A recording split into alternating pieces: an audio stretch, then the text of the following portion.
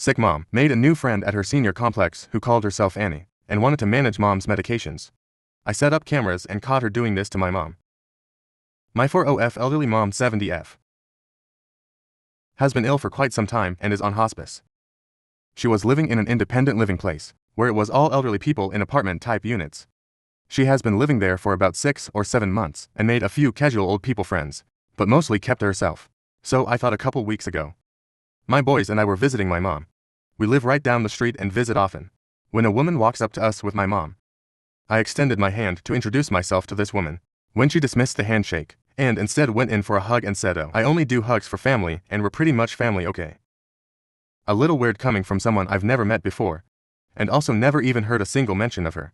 But I pretty much brush it off, thinking to myself that she's probably just really lonely or something.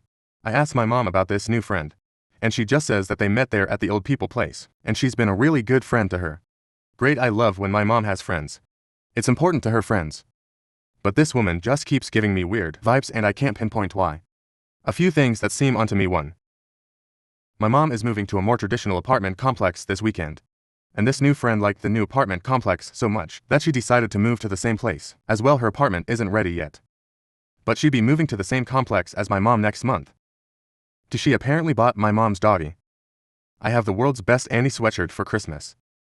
They had known each other for maybe 2 months at that point. 3. She called the other day too. I don't really know why, I guess, to give me her phone number and more formally introduce herself to me. She talked about doing a lot of caretaking stuff for my mom. "Oh, I can manage her medications for her, if you want." So I replied that while I appreciate the offer, there's a lot of controlled medications and hospice prefers to keep minimal people involved in the medicine stuff, and that taking on caretaking responsibilities for a friend can get exhausting. So it might be best for them to just focus on being friends rather than her wearing herself out, trying to take care of her. She immediately went to my mom and made it sound like I was shit-talking my own mom, saying how she's just an exhausting person, blah blah. When I confronted a new friend about going to my mom and relaying our private conversation in a totally twisted way, the friend lied and said that my mom had grabbed her phone and read it all in the text messages. It was over the phone and not at all via text messages. When I pointed out there were no text, she just kind of stumbled and I dropped it because I knew it wouldn't get anywhere. For every time I talk to my mom on the phone, I can hear this woman telling her what to say or adding comments in. And none of it is outwardly worrying some things, but it feels like I can't have any conversation with just my mom. I'm a very trusting person who generally tries to see the best in people. And this woman has not given me any concrete reasons to doubt her intentions, and has in fact been very friendly and polite to me in all of our interactions. Nonetheless, I can't shake this feeling that there's something wrong here. I sat my mom down yesterday and had a conversation with her about my feelings towards this new friend, and she didn't get defensive at all, but disagreed with me and said that her new friend is just being kind and offering to help with stuff because she knows my mom is not the most organized of people and could use the help. I begged my mom to please be cautious and to take the friendship slow, and to keep it simply as a friendship and let me her actual family handle caretaking stuff. Despite no changes in medications, my mom has been more confused lately, and comes across to me like she's overtaken medication, but I only give her 1 dose at a time, and the rest is locked up at all times, so it isn't that but just to be safe. Since she's more confused lately, I took my mom's credit and debit card, so no one can take advantage of her financially. Reddit, please help me figure out what this woman would have to gain in coming between my mom and I if it isn't medication or money. I don't know how to do a background search, or if that's legal for any random person to do. But I did look this new friend up on a couple websites, and all I learned from that is that she has a lot also known as names, but I can't find anything else. I'll pay for a background search if anyone has a recommendation for good ones. We're in California. Does any of this raise any red flags to anyone else? Or am I just being too overprotective of my mom on this? Oh, I almost forgot. I called one of my mom's oldest and closest friends the other day and asked her if she's met as new friend, and if so, what was her impression. She said, "Honestly, I don't know why I feel like this, but I just get a bad feeling about her. I just feel like she's up to no good." Hearing this made me feel better, and that I'm not the only one to pick up on something, but I don't know what, if anything, to do about it. All update 1. Thank you so much for all of the responses and heartfelt advice. I'm so sorry to have been Mia for so long after I originally posted. But it's just been a lot. I needed to take a beat to take it all in and deal with the punches from real life that kept coming my way. Immediately after I posted last, I went to talk with my mom. I explained my concerns, and she agreed to the 2 cameras I put up in her apartment. On moving day, I was out of the apartment for a few minutes, taking my kids back to my house. When I logged onto the camera app to test out the settings, I overheard my mom and the friend talking about me. It was not very nice. and very much seemed like the friend was just teeing things up to come between my mom and I. My mom was playing right into it. The friend, I'll us call her friend to make it easier, was gone when I got back to the apartment, but I got into it with my mom. I was crying, telling her how hurtful it is to hear my own mother participating in a negative conversation about me after everything I do and have done for her. She cried, I cried. It was awful, but at the end, I had at least convinced her that Fran was up to no good. Mom agreed to create some distance between her and Fran, and she immediately told Fran that her behavior towards me was not going to fly any longer, and all talk of anything to do with me was off limits. Fran seemed to understand, and blamed her behavior towards me on some flimsy excuse that I didn't buy for a second. All was calm for a week or so, when one morning I called my mom to check in on her, only to find out she was with Fran out running errands. When I pushed for more information, I uncovered that Fran had taken my mom to the bank, so that my mom could obtain a new debit card.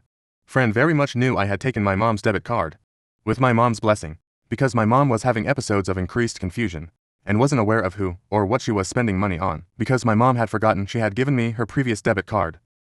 That was the final straw for me. That night I sent Fran the following text message.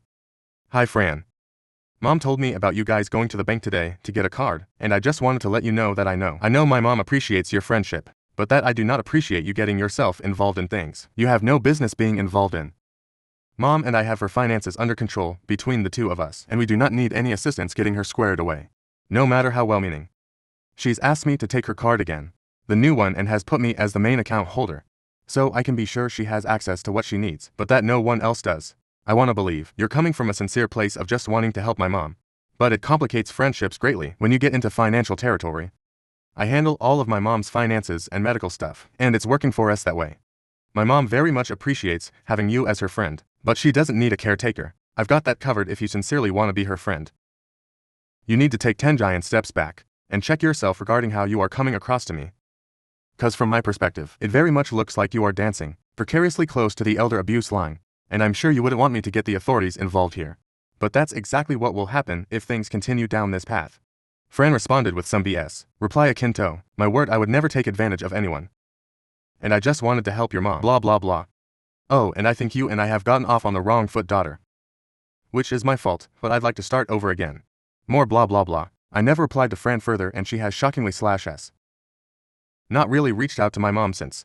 I believe she is due to move into the apartment complex this weekend, though, so we shall see if she pops back up out of the woodwork. I think she understands that I see through her attempts to come between my mom and I, and that she need to focus her efforts to scam people somewhere else. I notified my mom's hospice nurses and her social worker as well. I also bought a really super cool medication dispenser. I won't name it because I'm not plugging anything, but feel free to reach out to me if anyone has family members that they need some help managing medications for. It's expensive and probably cost prohibitive for a lot of folks, but it has been a game changer for me to keep my mom's medicine safe and organized. That is locked and syncs up to an app, so I get notified every time it dispenses a medication. That made me feel much better about Fran not having any access whatsoever to my mom's prescriptions, but the trip to the bank showed me exactly what Fran was after. I notified the bank that if Fran is with my mom, they are to contact me immediately. All in all, I think most of you were correct. Fran was using my mom for money, or she was trying to, but luckily I caught it before much damage was done. I think I've made my position on Fran clear to her, which is why she is staying away. I think I still need to contact the independent living facility about my concerns with Fran, because I swear I'm not making. This is my mom. Says that Fran is going to be working at the independent living facility after she moves out, and I don't want her being in a position to take advantage of anyone else. Thank you again to everyone who replied and reached out to me with resources and or advice. I read every reply, and I actually read a number of them to my mom as well. It really helped her to see Fran for who she really is. Update the 2nd of September 30, 2024. Thank you to those who keep checking in with me, asking how my mom is doing and if there's any updates. My mom is still on hospice and doing okay. All things considered, she has her good and her bad days, but she has been mostly lucid lately, and I'm grateful for that. F has been mostly Mia, thank goodness. Ever since I told her in no uncertain terms to beat it. The only time I have heard from her since was when my mom's phone wasn't working. Enough called me and left a message wanting to know if my mom was okay. I left her on read. So they told me that my mom hasn't cut her out completely, although she tells me she has. But I have, with my mom's blessing, taking control of any avenue F could possibly use to take advantage of my mother. I alerted the hospice nurses and social worker, and I let F know that I had done that as well. My mom also finally made some better friends who live nearby, and they also help keep an eye on her for me. I did not go to the police as I didn't feel I had a case to do so. But I did let F know I wouldn't hesitate to do so if given reason. If F comes back around my mom, or gives me any reason to think something is up, I'll update you all to let you know. But, as of now, my mom is safe. I handle all her medication as well as her finances, so no one can weasel their way, and to try to take anything at all away from my mom. Thank you to everyone for your care and concern. Comments Rob has replied. Snoo suggestions 8483. They want her pills oop. I thought the same thing, which is why I locked them up tight. My mom agreed to a camera right over her dispenser, so we can keep eyes on her medications at all times. The machine I got her is pretty cool too, and alerts me via text if the machine door is ever opened. Not that it could be because it has a passcode on it that even my mom doesn't know. So there's lots of safeguards in place to ensure no one gets into any of her stuff at all. Next story. Dad refused to give his blessing and handed my fiancé to rejections. Then cut contact now. He says he'll only come to my wedding if I don't let my stepdad walk me down the aisle. I 23F got engaged a few months ago to my fiancé to 1M. We're over the moon, but my dad refused to give his blessing. And now he's not only boycotting my wedding, but also cutting off all contact with me. The worst part, he's taking his whole side of the family with him. I'm starting to wonder if I'm the bad guy here. Let me explain. I've never been super close with my dad. My parents divorced when I was a baby, and I barely remember them being together. My mom remarried when I was 4, and my stepdad has been a solid father figure ever since. My mom had 80% custody, so I grew up mostly with her. My stepdad and my brother. We all got along great. As for my dad, we had a decent relationship, but it wasn't deep. He lived minutes away from my mom's house, and I saw him once a week and every other weekend. When I turned 18, I stopped visiting as much. But we'd still have dinner together occasionally, maybe once or twice a month. The issue: my fiancé. Let's call him Arch, and I started dating when I was 22 and he was 20. We met at a youth group and quickly became best friends. I know it seems fast to some, but when you know, you know. I can't imagine my life without him. Before proposing, Arch wanted to ask for blessings from both my mom and stepdad, as well as my dad. My mom and stepdad were thrilled and gave their blessings immediately. My dad, however, wasn't as cooperative. He dodged Arch for weeks, despite being retired and having plenty of free time. When they finally met, my dad came prepared with 2 printed letters. One for Arch and one for me, stating that he would not give his blessing. He didn't even let Arch ask the question before handing over the letters. He also scoffed at the fact that Arch asked for my stepdad's blessing, calling it ridiculous. Arch defended my stepdad, but the damage was done. He came home upset and after some crying, he told me what happened. I was hurt and felt disrespected, especially with how he dismissed my stepdad's role in my life. After cooling off for a few days, I met my dad at a park to talk things out. It didn't go well. My dad told me he wasn't coming to the wedding, and neither was his side of the family. I asked him directly if I get engaged. You won't come to the wedding. He flat out said no. I then asked if I go through with this. Are you saying you want nothing to do with me? His response: no. Sweat off my back. That's when I lost my composure. I was holding it together until that point, but his indifference hurt me deeply. He insisted we needed to wait 2 more years to get engaged, and maybe then he'd reconsider. He ended the conversation by saying he wouldn't pay for the wedding or be involved in any way. A few days later, Arch proposed. It was perfect. Our families, minus my dad and his fiancée, were there, and it was a magical night. We posted about it on social media, and while we were showered with congratulations from friends and family, there was complete radio silence from my dad's side. I started second-guessing myself. Maybe I had been too hasty. Maybe I was in the wrong, so I reached out to him. I texted a heartfelt message telling him I wanted him at my wedding, that he's my dad and I wanted him to walk me down the aisle. His response: he asked for my email. Confused, I gave it to him. A few hours later, I received a long, emotionally charged email. He accused me of disrespecting him and ruining what should have been a special time between a father and daughter. He said Arch and I were responsible for the destruction of our relationship, and that it would take enormous effort to repair things. His final words were, "But you got exactly what you wanted." My mom, stepdad, and Archer's family are all supporting us. My mom and stepdad have offered to pay for the wedding. Since my dad backed out, wedding planning has been fun. But this whole situation has me questioning whether I really am in the wrong. So Reddit Ida for moving forward with my engagement and wedding plans, despite my dad not giving his blessing. Edit 1 editing because there has been a few comments regarding this. Money is not an issue for him or his side of the family. So, the waiting 2 years has nothing to do with saving. And he is not trying to get out of paying for the wedding. He is retired and has been for quite some time. Edit 2. I can't reply to all the comments mentioning this. So, I will write it here. I wanted my fiancé to ask my parents out of respect. I guess I always thought it was a sweet gesture. But we viewed it as a way to include them in this next stage of life rather than viewing it as asking permission for him to marry me. I'm not sure how to properly articulate it though. Sorry. And as for my mom and his relationship, they were always very civil, and I'd go as far as to say they were friends my whole life. There was never any fights in front of me and my brother at least. And my mom and stepdad would invite him and his fiancée to parties. We would have. I'm not 100% sure the reason for their divorce. Though I can speculate it just wasn't something we talked about. And I will add that they chose the custody themselves, and did not have a court battle, as I've seen a few comments say. There was never a fight for custody. He chose to move out and live 2 minutes away. My mom did not want his money. That was also never a fight. She just wanted to spend Christmas with us and stay in the house. Smile comments. Rob has replied. Commenter 1 info. Did your mother and father marry young? Oop, not super young. No, but they did marry pretty fast. However, my mom remarried her now husband after 11 months, and they've been together since I was 4. I did bring this up to him during our long talk to see if that was his reasoning, and he said it's not really about that. Lupin, if her father's fiancé might be the reason for the disagreement. Oop, it's possible. But I'm not sure why. Her and I had a great relationship before all of this. Not super close, but always look forward to seeing one another. I have not heard from her since any of this. Oop, on what the possible problem was, that her father was not sharing with her. Oop. I asked myself the same.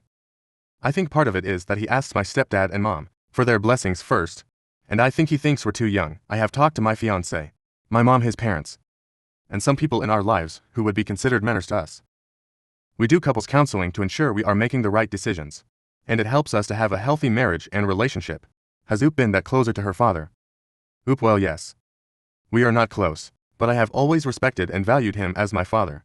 So I've always wanted him and my stepdad to walk me down the aisle and have a father-daughter dance with both of them. I am more confused with his response to all of this. Update September 28, 2024. This whole thing went down about 4 months ago, and I hadn't spoken to my dad since until a few days ago. He texted me, which I didn't notice right away, since I've had his notifications silenced. When I finally saw it, I was walking out of work and literally dropped everything. Ripped my Celsius and the lip liner that rolled out of my bag. You will be missed. His message read. I am texting you because we need to have a conversation. I debated whether to even respond. But my peace of mind, and let's be honest, my anxiety got the better of me. I texted back. I'm open to having a conversation with the intention of moving forward. Not rehashing the past. We scheduled a call for the next day. Fast forward to the call. He starts by saying he loves me, and that hasn't changed.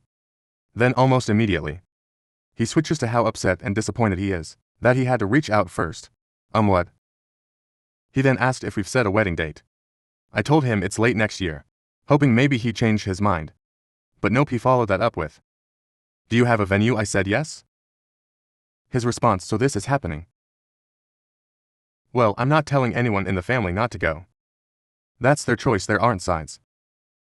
I tried to explain that there are sides, because no one in the family knows my side of things. I'm not super close with that side of the family except for my grandma, who made it clear she's on his side. He cut me off saying he didn't want to be on the phone long. And that's all he had to say. I asked if I could ask a question before he hung up, and he agreed. So I asked, do you stand by your decision not to come? His answer, it depends on how I'm treated at this point. I'm floored. I asked him to elaborate because I've never been disrespectful to him. And then it all came out. He feels like he deserves the title of father of the bride, and thinks it's completely disrespectful to him if I let both him and my stepdad walk me down the aisle. He went on to double down and say that my stepdad should never have been asked because it wasn't his blessing to give, and he's my biological father. He would only consider coming to the wedding if he's treated with the respect he deserves by having the sole title of father of the bride. And then the kicker. He told me that my mom needed to call him to talk about all of this. I'm okay. Well, my mom is having none of that. She's refusing to call him, rightfully so, and is protecting her peace, as she should. If he wants to talk to her, he can pick up the phone and let her know that himself. I'm still reeling. Originally, I was fully planning on sending him an invite, but now I don't even know what to say. The whole thing feels so messed up. My fiancé's parents are upset, and so are my mom and stepdad. I'm honestly at a loss. I didn't expect to be giving an update this soon, or at all. But here we are, I haven't spoken to him since that call. And I'm thinking about writing a letter to him. I want to take a few days to calm down first though. Before I decide anything, if I do send something, I'll update again. For now, this is where things stand.